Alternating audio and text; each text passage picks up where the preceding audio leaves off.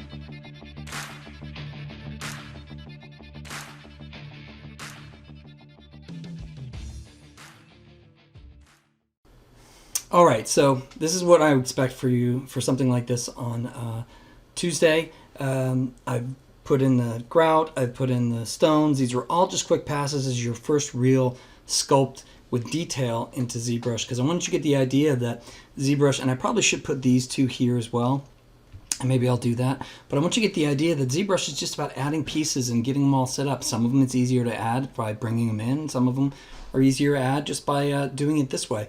I don't want the tiles sculpted to this point because I'm still deciding what I want to do with those for this, and I'm not worried about the wheel being sculpted to this point. There's some things that I realized I didn't do the way I should for sculpting, and I really don't want to go back over and have you backtrack. So we're just going to leave it the way it is and leave all this stuff. I put this here because I figure the rope can tie into here. And then the other big thing is I did that you may not know what I did, and I'm trying to find if there's a shortcut for it, but there's a different.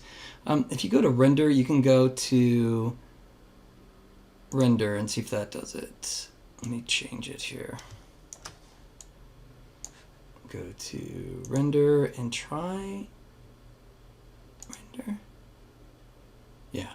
So it's Control-Shift-R, and that's different. But if you just push Shift-R, it'll take a second, and it'll render it out, and you'll get some nice even shadows. You'll be able to see that stuff. You can actually change your lighting and do some pretty cool stuff inside of here. But that's all I'm looking for. Some beat up poles, some everything having a little bit of touch on it, nothing crazy. You know, I didn't do the under thing here because it's not going to be needed, but I did do the boards here.